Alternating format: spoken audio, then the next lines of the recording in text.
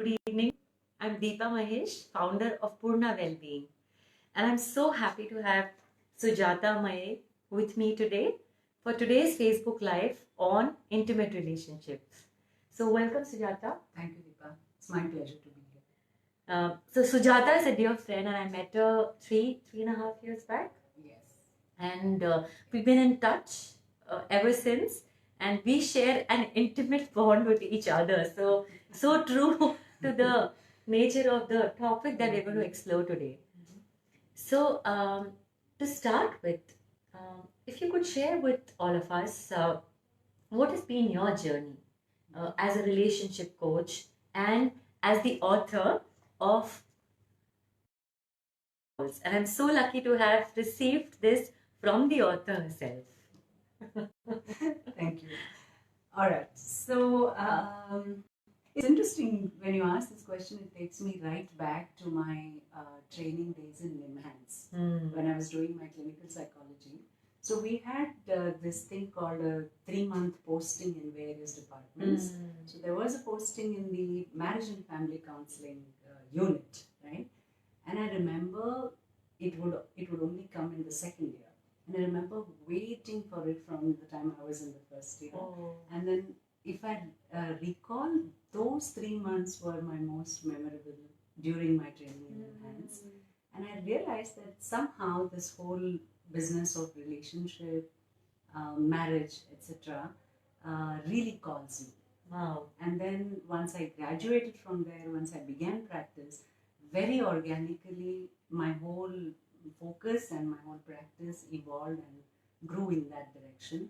So today I think almost 90% of the work I do is relationships and marriage. And how did you author this? All right, so that's another interesting story. If you happen to read the preface, and there's also an epilogue, this whole experience of feeling deeply in love with someone who was not a relationship. So I was out of my marriage. This gentleman is married. It's just one of those things that you feel a click with. And I know that is not going to go anywhere. But the beauty, the depth, and the intensity of that feeling you have for someone, this whole experience of how do you stay with it, how do you hold it, how do you deal with it, and how do you work with it and also work with whatever else is going on in life. I think it is about that whole journey. Beautiful. That is the book. Beautiful. I'm waiting to read it. Yes. So my favorite line from that is, when the beloved calls, there is no other way to respond except with reverence and wonder. Wow. When I do eurythmy, there is a gesture for reverence, which is this. And the gesture for wonder is the ah, the vowel ah. There you go.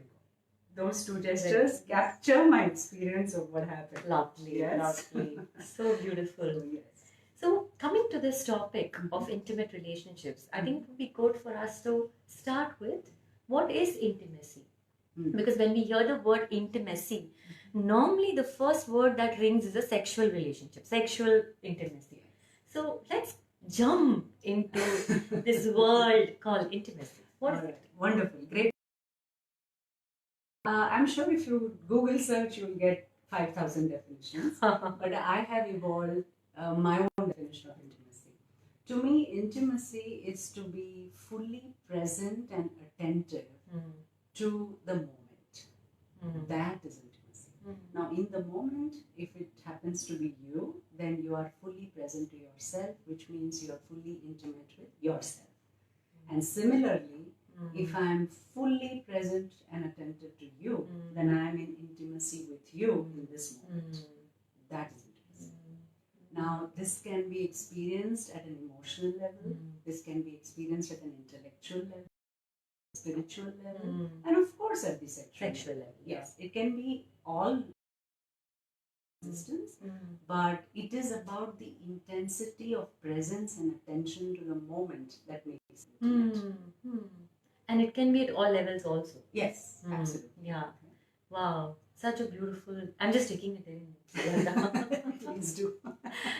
So beautiful, Yes. because I can see it happen at all levels with different times. At different times and with different people. With different people. Yeah. So there are times when you are absolutely not intimate with yourself because you're just scattered and distracted all over the place. And sometimes you may be in a quote unquote intimate relationship, but there is no such intimate connect or contact because even there is no eye contact when you engage with each other. Right? Yeah. So intimacy is about presence. It's about being fully present and attentive to the here and now. That is how. And I think that makes it. That leads me to the next question: intimate relationship. So, what is an intimate relationship? Wonderful, wonderful. So, if you go with this definition, right, it is about making a choice to relate to something or someone in an intimate way, which means to give it your full 100% presence, attention, and focus for that time, for that moment, or whatever. So, if there is a conscious, which is very rare, but mostly semi-conscious, unconscious agreement or an implied understanding that we will do that for each other, then we are supposed to be in an intimate relationship. Now, if it involves people of two genders, or depending on your sexual orientation, it may be people of the same gender, sex very naturally and organically becomes included in the relationship. However, if you are sexually involved, it does not automatically mean that there is intimacy in the relationship. Yeah, absolutely. Yeah? Whereas vice versa, when there is this incredible intimacy, sex can be just a very organic side effect of it. Yeah, it feels like hand in glove. Yes, absolutely. Like the perfect lock and key. Absolutely, yes. Wow. So, how does this intimate relationship come about? What is the foundation of an intimate relationship? Okay. So now we are heading into the practical realm, right? So I would say that for the foundation. Yes. So I have a foundation and then there are so foundation would be the agreement to give exclusive attention. Presence and exclusivity. So I'm present, but I need to be with you exclusively in this moment because my mind can only manage one thing at a time. Multiply present and not expect to be intimate there, right? So exclusivity in that way, or a not so committed relationship, the reason why we have so much heartbreak and pain going on is because people believe that exclusivity is negotiable. It's okay, it doesn't matter. But again and again and again in my 28-year-old, 30-year-old practice now, that is one thing I've really come to understand and recommend and stand for, that without exclusivity, don't even discuss intimacy. It doesn't work. You're not there, literally. And what is the definition? Presence and attentiveness. So where it doesn't work, right? So that's the foundation. Now comes, so if it is not sexual also, in this moment, in these 2 hours or 2 days, I'm exclusively present with you is what I'm talking about. Absolutely. Yeah? Now then we have, this is also a model that I have evolved. I don't think this belongs in any book, which is about the 4 components of an intimate relationship. The most basic first component would be respect. Yeah, respect. It's not about being nice to the person. So let me define it this way. Judgment, which is the opposite of respect, I would define it as the worst form of disrespect, because unknowingly, unconsciously, you're imposing your shadow onto the other person and making them wrong. Yeah. So respect is the one component, very important. Then comes trust. Trust has to do not about betrayals and heartbreaks and affairs. That's at one level. But trust is about matching your speech with your behavior. Congruence. Congruence. Trust is about congruence. Absolutely. Yeah. Congruence within or with the person? Both. Both. They can't exist without each other. So as a person, you live congruent. You live in integrity, and therefore, when you say something, there is value to your word. You mean what you say, and you say what you mean. Yeah. So that's about trust. The third component would be care. Yeah. So care is about meeting needs, at least the ones that have been expressed. See, it would be great if your unexpressed needs also can be met, but I don't think even a mother can do that unless the child cries out. So I'm going to say that if you have articulated your needs and the other person is able to meet them, that is what care is all about. Yeah? Then there's a fourth component, which is commitment. Now, commitment is different from exclusivity. Commitment is about, we are in this together, and I'm on the same side of the net. I'm not going to be in an adversarial position. So good, bad or ugly, we are together. That is commitment. So these four components, I usually draw them in circles and I put an infinity loop in them because they feed each other. So you have respect, it leads to care. You have care, it builds trust. You have trust, it builds commitment, and then the thing keeps going. In an infinite loop, and that is what creates the experience of visibility. Meaning, I feel seen in your eyes through all these actions and gestures, and so do you feel seen in my eyes. So when I feel visible, I feel great. I call that. Yeah, that's how I. That's so beautiful. I'm actually imagining the picture. To draw an infinity loop, it almost feels like it's dynamic. It is dynamic. It is dynamic. Be fixed. It cannot be fixed. Which also brings me to the next question. If it's dynamic, then I may feel intimate with somebody at one time. Is there a possibility that I don't feel intimate with the same person another time? Oh yes, absolutely. And why would one of these components be compromised? Either that, or through your own journey, in your own growth, if you have evolved to another orbit in this spiral, I believe our journeys are always spiral. We don't go straight up like that, right? So we keep revisiting the same things and textures, right? So if you have evolved to some other level, or sometimes even evolved, I don't know, then the needs and the requirements change, and many a times we are not aware of it. So now it doesn't mirror, it doesn't match. So you feel like this is not working out. I have fallen out of love. I still care for the person, but I don't feel the same spark. Those statements belong here because you have grown or changed as a person. Or the other has grown and changed, and by the way, which is not a bad thing. Unfortunately, we use the word, oh, she's changed, in a kind of a negative way. I think change is good. Change means you're alive. You're not stagnating. Yeah, beautiful.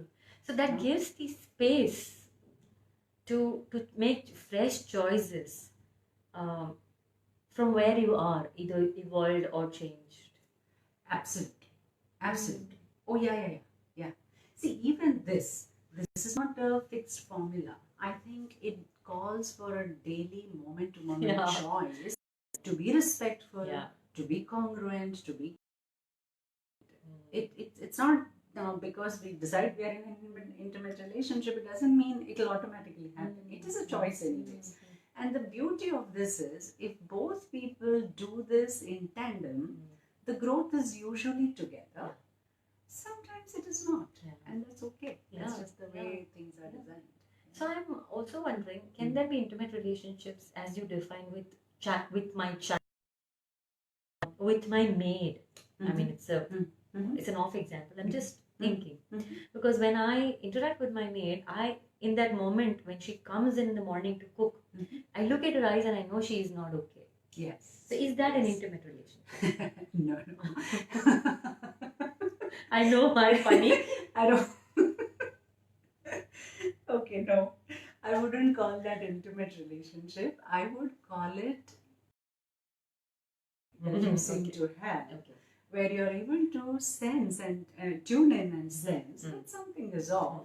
And now the thing is, when you mirror it to her, when you say something like, "Are you all right?" or "You don't seem too well to me," when she feels visible by your empathy, that may shift, that may change. What's happening for her may Correct. change. And that happens. Yes. So, yes. So either she pours out or she tells me and we figure out a way. Yes, exactly. So is that? Exactly. So, in a way, yes. I mean, that you could call it that. The reason I was laughing is typically an intimate relationship is a mutual. Can that person also offer back a similar reflection to you at all levels, at your body, mind, soul, spirit, all levels, right? So, from that perspective, it's laughing. Adding it to her that way. Now, with your child, But a child can. The Hug is like absolutely worth. Oh my God. Yes, without the so-called cognitive development, without relying on language, I think you can have a very intimate relationship with anyone as long as you're present and attentive to them in that moment. Children are where they are. They're not anywhere else except where they are. So, of course, you can. That also makes me ask you, can we get stuck in an intimate relationship? What do you mean by stuck? Sometimes I may be so intimate with my child, I don't allow them to grow. That way. Then I would not call it an intimate relationship. I would call it attachment. Okay, got it. I would call it attachment. It is like you're attached to the experience that you have in the presence of the child. Yeah? Which is one of the major components of heartbreak anyways. What you think of love, it's not the person or that object which gives you that love. It is your ability to experience those in their presence. So you can be grateful to their presence, but you don't have to latch on to it. Yes, exactly. Exactly. Beautiful, beautiful. So what are the challenges in an intimate relationship? Okay. So if I've defined the foundation and the four components, failing to live by any of those can begin the derailment of the relationship. And unless there's a self-awareness and self-correction, timely self-correction, and a communication around that. A dialogue. A dialogue around that, it can get very difficult. And often there is the one person is able to see, express, and want to dialogue. The other person is not able to see, not express, not want to dialogue. It can be at all three levels, right? So those are difficult spaces. So continuous self-awareness is so much a prerequisite for sustaining an intimate relationship. Oh, absolutely. It's like no self-awareness, no intimacy. It's almost like, can I be the mirror? Can I be the witness? Can I be the companion to myself first? Yes, then, exactly. Then I can do so foundation is an intimate relationship with self. Absolutely. Without self, I mean, this goes for any... It just doesn't work. That's why in my workshops, I always have the byline. Learn the art and science of intimate relationship with self and others. Yeah. Because if you aren't here, you can't be there. Absolutely. I so much agree with you.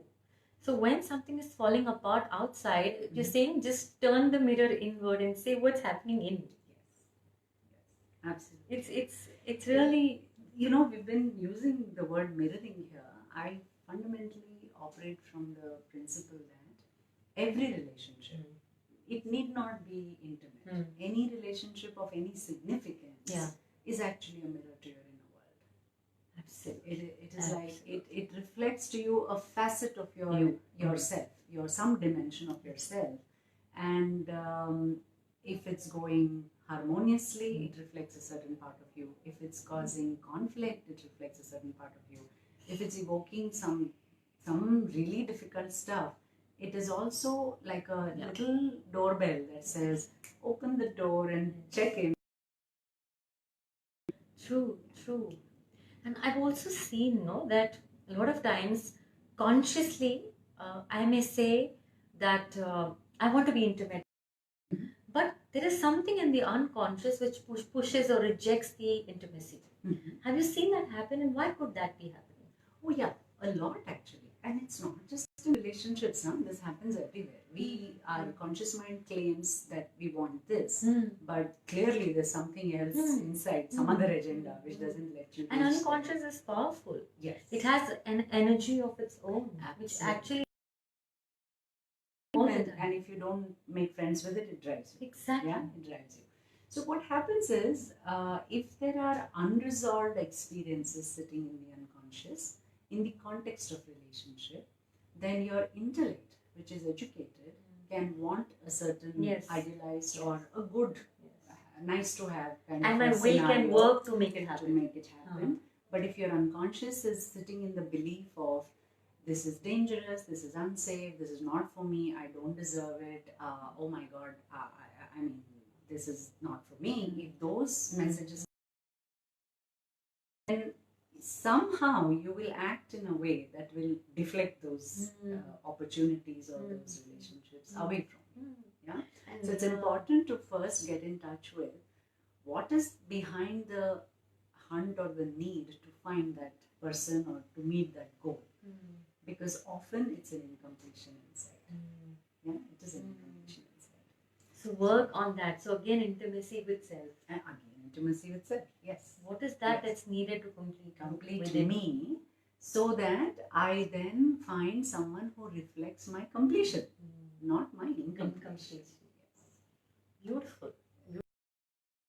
I'm having an intimate conversation with intimacy right now. Yes, you are. I just feel so, because I feel intimate relationships our soul, and that's how I'm feeling even now in this conversation. So it's a very clear reflection. My body is telling me I'm nourished just by conversing. So imagine the power of an intimate relationship, how nourishing it could be, isn't it? Yes, absolutely. It will be nourishing. It has to be. That's the nature of giving and receiving that soul level nourishment. However, it can also be extremely difficult and challenging and painful as well. And that is the whole deal with the commitment circle, where you make a commitment to yourself and to the person that whatever is being reflected from each other, let us look at it and not walk away from it. Yeah? Exactly. Of course, there are times when one person is unable to or unwilling to look at, or leave alone work with, even look at what's going on. Then, of course, it becomes your call to do what you need to do. But intimate relationships can nurture you. They can also rip you apart so that you grow. Yeah, so they can serve both purposes. It's the crack from where the light comes. Yes, you can put it that way. Yes, they can really crack you. Yes, absolutely. Yes. So wonderful. So, is there any closing message that you, Sujata? Yes, I think I would love to use this opportunity to share something that repeatedly comes to my mind in my work with couples. We have this very romanticized notion of finding the one. So some of us are still searching for the one, and some of us are married and think that is the one, and some of us are much married. By that, what I mean is married for many years, and then thinking that the one is somebody else and not this person. There is no the one out there. There is this one. So you need to really, really love, cherish, and value the fact that you exist, the fact that you are alive, amazing person called you. And can you go after that one and then see how things just, turn around. So that would be my message. Lovely. And what is the gesture that comes to me for that? This. There you go. There you go. You and your eurythmy gestures. Yes, absolutely. So yeah, this is the one. This is what it is. And this is the intimate relationship with the one. Yes, yes. No, this is not to dismiss or diminish the value of actually having another person. I mean, we don't exist in an island. But I'm talking about the desperate seeking of that one outside just puts you on a wrong road, on a wrong path altogether. That is what I mean.